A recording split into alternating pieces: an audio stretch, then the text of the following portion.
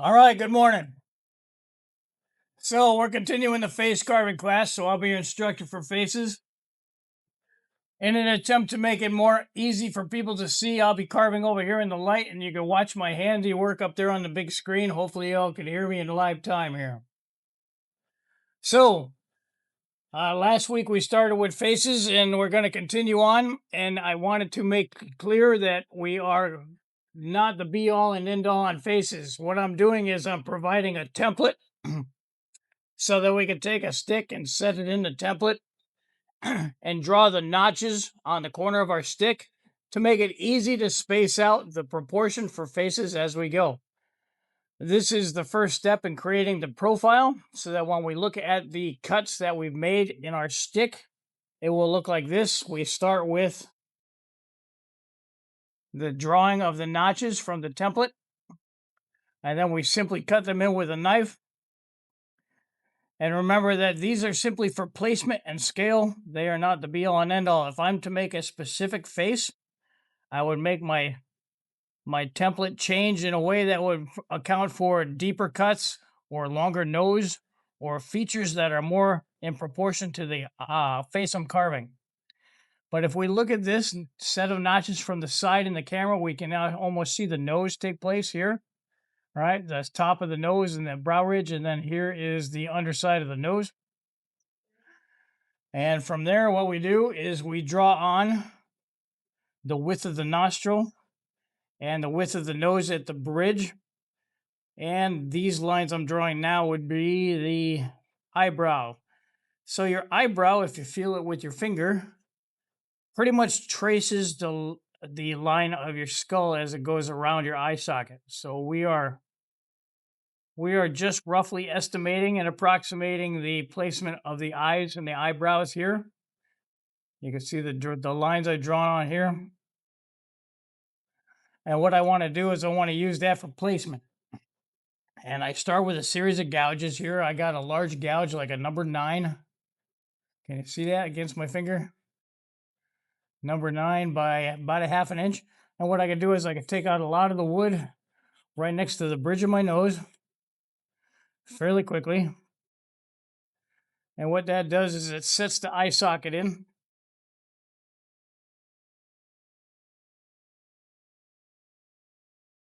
And what I want to do is I want to cut from a shallow depth at the nostrils end of the nose up into the eye sockets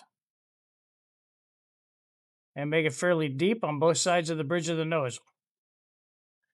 And again, I can start with a big gouge there because the eye socket itself is quite large.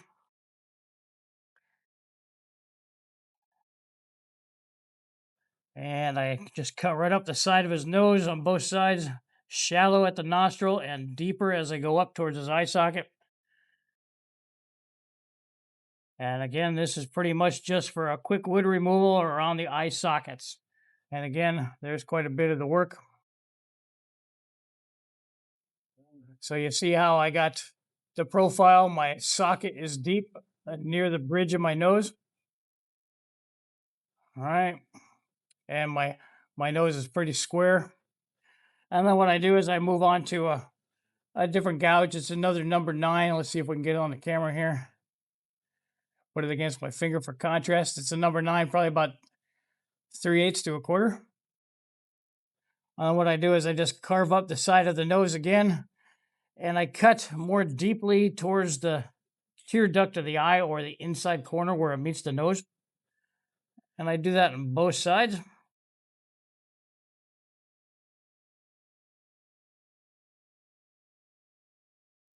On the idea being that I create an island of wood in the depression of the eye socket.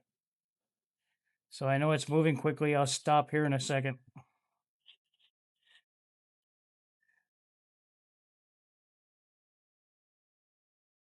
And I just want to create 2 channels up both sides of the nose and then 2 eye sockets with an island of wood in the middle of the bottom of them. So it looks like that.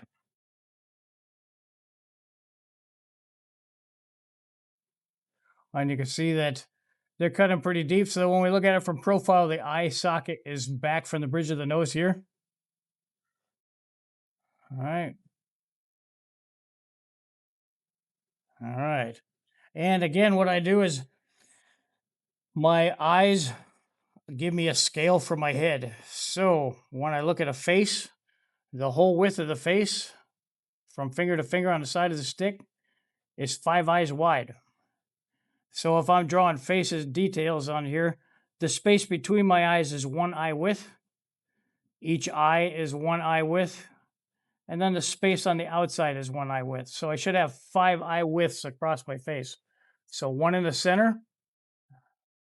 I got to get used to working with the camera. One in the center, 1 eye width, and then 1 eye width on the outside of the eye. So if I'm looking at creating a face that is 5 inches wide, then I'd have 1 inch in the center, 1 inch for each eye, and then 1 inch on the side. So whatever my measurements for my stick are, I just divide the width by 5, and that's how wide my eyes are and the space between them. So in this case, I probably need to make my bridge a little narrower on my nose because my eyes right now are very far apart. My nose is too thick for the scale of my carving. So I could take wood out from the bridge of my nose to make it narrower and adjust my measurements and my scale.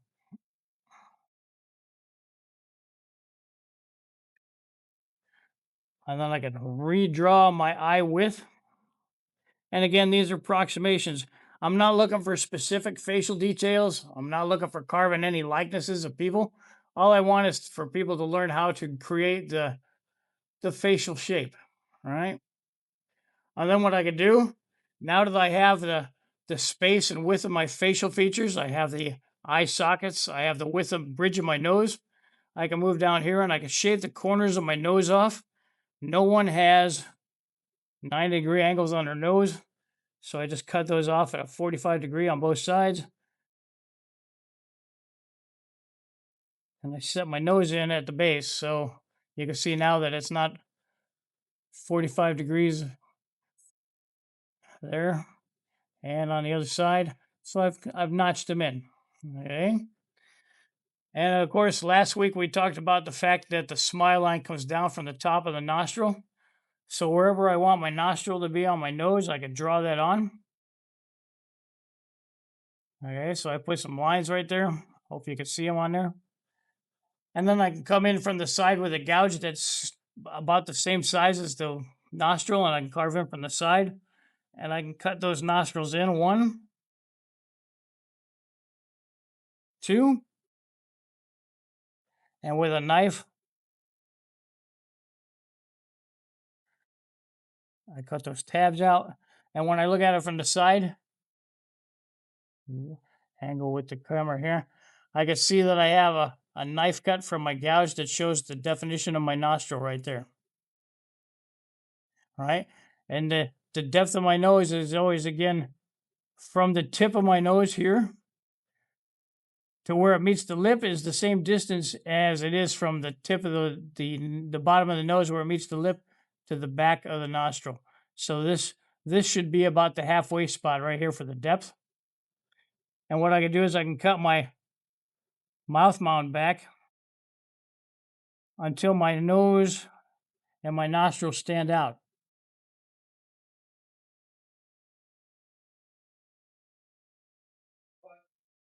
So if we look at this from the side, you can see my nostril there.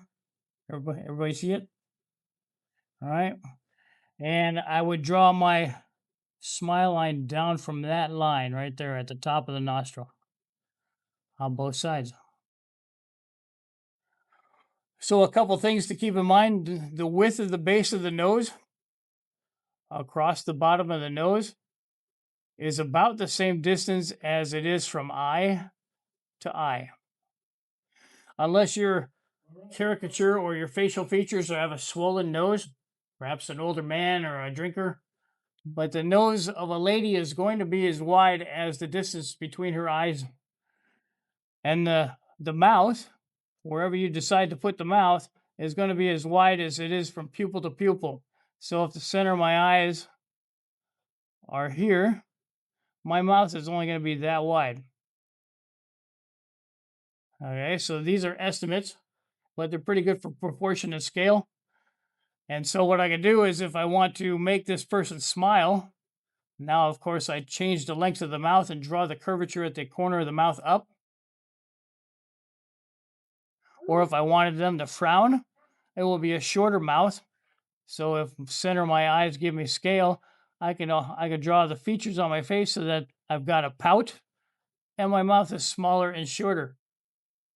So I can get these proportions again from the center of the eyeball and determine whether I want my mouth to be longer or shorter, depending on the expression on my face.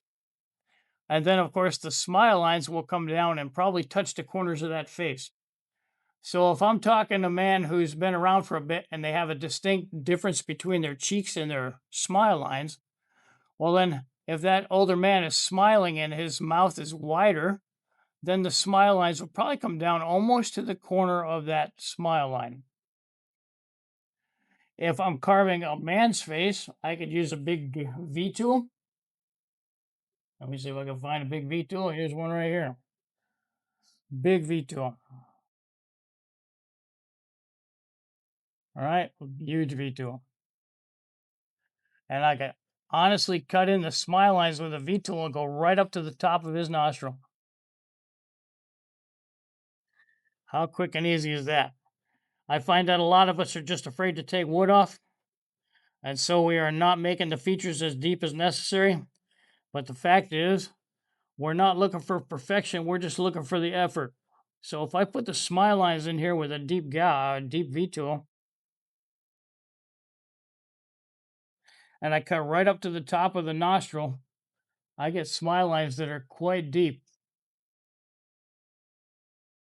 And I do that for a reason, because my mouth curves all the way to the back of the nostril. So, in other words, I have to round all this over at a different curvature than the cheeks. So now that I have my smile lines in there, I can take my knife and I can carve all that out of there and make my mouth mound underneath my nose much more round and deep to the nostril and leaving the cheeks standing out at the smile line.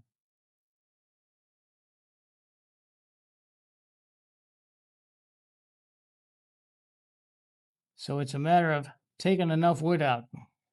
So when I look at my mouth mound, you can see that from the side it comes in quite a ways, and from the front it rounds from side to side, so that when I look at it, it's a different curvature than the rest of my face. All right, and those are quite a bit of the basics. From this size, we could take quite a bit of information too. When we look at features on a face, I got to learn how to orient my stick here for the camera. When we look at a face, my eye line where the pupils are is in the center of my face. So my head is easily figured out, because if my head is 2 inches long, my eyes would be at the 1 inch mark from top to bottom. My nose would be at the half-inch mark from top to bottom, and my mouth would be at the quarter. Okay. So from the top to the bottom, no matter what my measurement is, my eye line is always at the halfway mark. My nose is always at the quarter, and my mouth is always one half the distance between the tip of my nose and my chin. So I could take a rough estimate of how big my head, my whole face would be here from the distance between the nose and the eyes, or the mouth and the nose. So if you look at your sheets that we gave out last week, all of this information, it's got your proportion both in height and width. So again, when we look at a face from the top down, no matter how big it is, my eyes are in the center, my nose is one half the distance from the eyes to the chin, and my mouth is one half the distance between my nose and my chin. So from any two measurements, I can extract how long all my proportions on my face are. Once I have the length, I can guess the scale. And from that, I could say that if my face is 2 inches across, I could divide that into five, and I could project that my face is 5 eyes wide. So one eye width between the eyes, one eye width for each eye, and one eye width on each side of the face. Now for the mouth, considering that my eyes to nose are this long, I can project that my lips where they meet when my mouth is closed will give me a rough approximation of where my mouth would be. And quite simply, I would simply round over the mouth mound just like this to get an outward angle. Because when I look at a face from the side, it should be that my nose stands out, my mouth is back from that, and my chin should be well under that. But I should have a high point of a nose, and my mouth should be under that. So I can project, I want my lips to join here. And so what I do is I cut in a notch and I set the space between my lips. And if I want my face to curl up, I simply cut that notch in at 90 degrees and I move it on my mouth mound from side to side until I like the width of it. And I simply get bigger and bigger and wider until I have the right width from my mouth.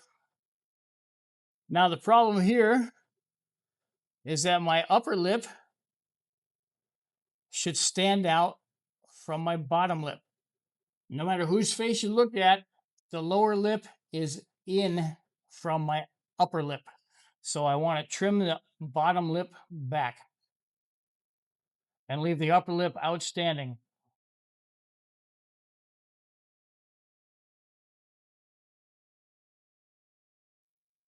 And then I can cut that mouth in again. Now, when your lips touch, they form a 90-degree angle.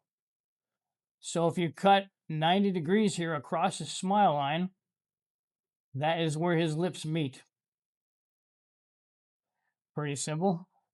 And then I just cut the width, and I can start to see the upper lip take shape and the lower lip take shape. See the shadow, how I got the angles already. So I can envision that my upper lip is going to be so wide, taken from the measurement of the eyes at the pupils. And then I can estimate whether I want it wider with a smile or shorter in length from side to side with a frown or a pout, for example. And I can project my lower lip. My lower lip is fuller than my upper lip. So I draw that in there as well, and I give it a little bit of height. And what I do is I use a gouge, a number 9 gouge, and see if I can put this against my hand so you can see it. It looks like this. And what I do is I cut underneath the lower lip. If you look at anybody's lower lip, it curves out from the bottom. So I use a gouge under the lip, under the lower lip, to create the effect that my lower lip is standing out from my chin.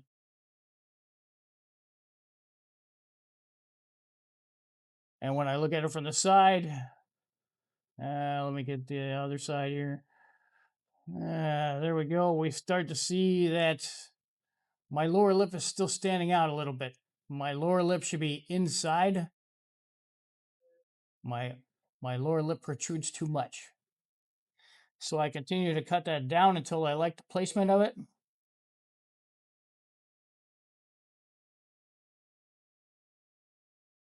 And again, I cut it in with the gouge. And I start to see the difference as I look at it from the side. And I start to place my lower lip in there.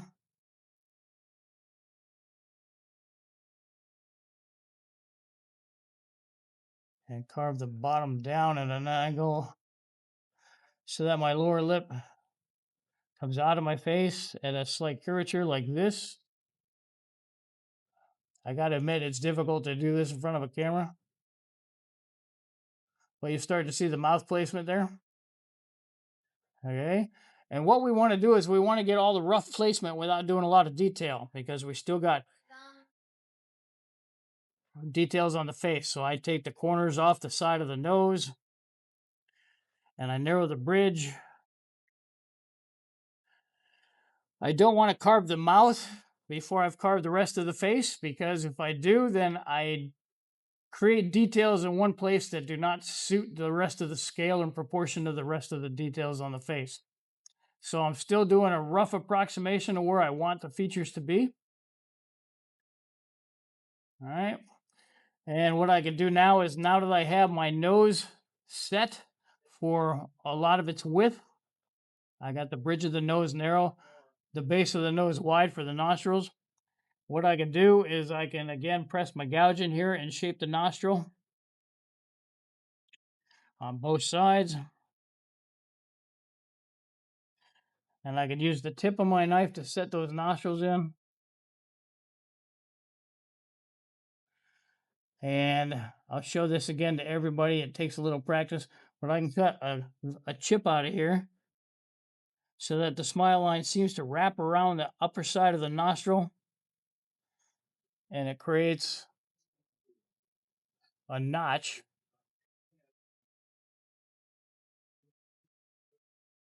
And you can see the nostril start to stand out there.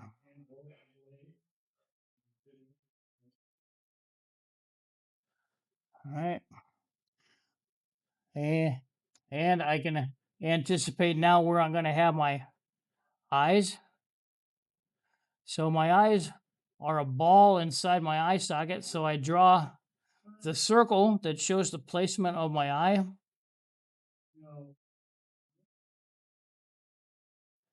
Like so. And I can set in the details of the underside of my eye. My eye is a ball in my head, and it rotates inwards at the bottom.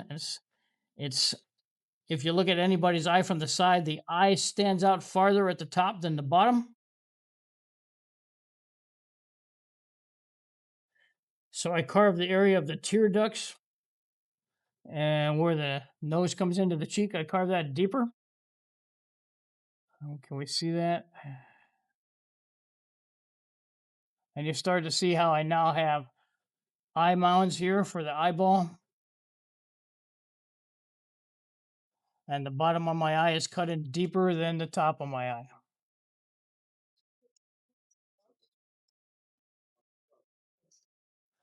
So I've got all of the features fairly well placed, and that's what we're hoping for. Okay. Now let me run down my lesson plan here. Of course, we want to find out what corner of the stick we're working on first, right? So we would carve off the saw cuts at the top of the stick. We want to orient our faces so that we are on the end grain, so the grain should run in layers this way, and we cut on the two ends of the stick on which the grain is longest.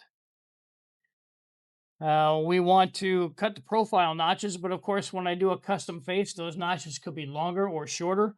You can see from different faces that the placement of the features are different. So this one has a longer nose in comparison to this one, and so on. And remember that depending on the face you're going to make is how you would create your profile. Proportions, we talked about proportions. Simply put, your face, no matter how long it is, the eyes are at the halfway mark, the nose is at the quarter, and the mouth line is at the eighth. And if you're given any two of those dimensions, you should be able to figure out the height of your face. Your width of your face should be 5 eyes wide. So, of course, we're only carving the facial features. We're not carving a head. A head would have ears, and they are not counted in proportion. Okay, because people's ears are all different sizes.